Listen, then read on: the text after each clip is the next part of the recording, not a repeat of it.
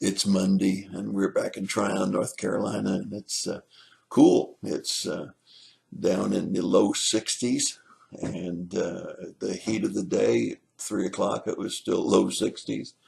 We're expecting rain tonight. We need the rain, but the cool weather has been quite a change. We were up in the mid to upper 70s, and then all of a sudden went crashing down into the 60s. So it's unusual spring.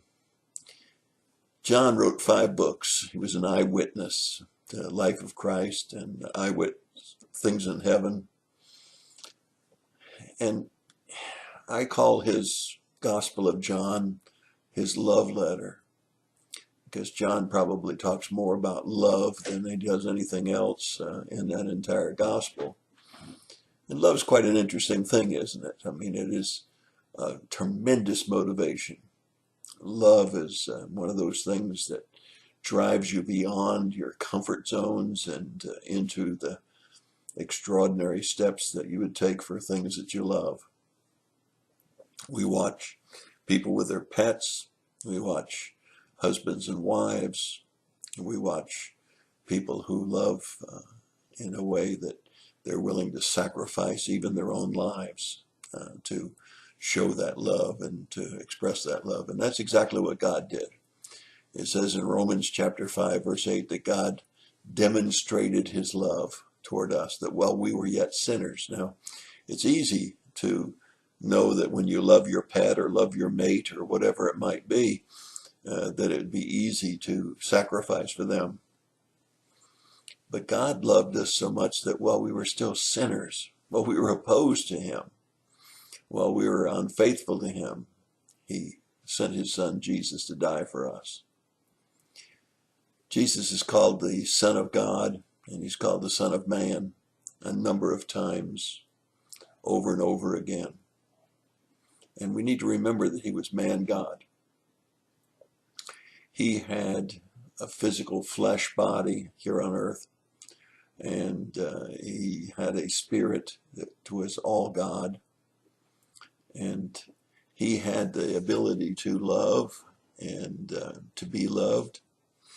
He had the ability to feel pain and suffering and sacrifice as we do. And he said something very profound in John chapter 12, verse 47. He said he didn't come to this world to judge the world. And he didn't. He came to die for this world. But he also said, he who rejects me and does not receive my sayings has one who judges him. The word I spoke is what will judge him at the last day.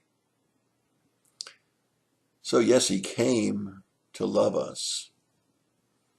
And his word and the commands that he set down and the teachings that he set down will judge us.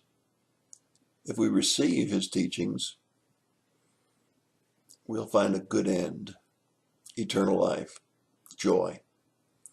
However, if we reject his teachings, we reject him, it's his word that will judge us. You know, it's kind of like the laws of the highway. They're there to protect us. And if we break those laws will judge us. We'll pay the penalty. And he said that exactly about his word. Sometimes when we read John 3:16, we forget to go all the way through verse 18, which is very, very important. Because you see, in 3:16, he says, whoever believes in me have eternal life. But in verse 18, he says, and he that does not believe in me is judged already. John 13:1 says, he loved them till the end. John 13, verses 34 and 35 says for us to love one another. And John 15 tells us to abide in his love. There's a lot of love in Jesus, but there's also a judgment. And the judgment is for those that do not abide in him, for those that do not receive him, and those who do not follow his word. God's not mocked. He's on his throne, and he will have his will and his way. That's your thought for the day. God bless you and have a great day.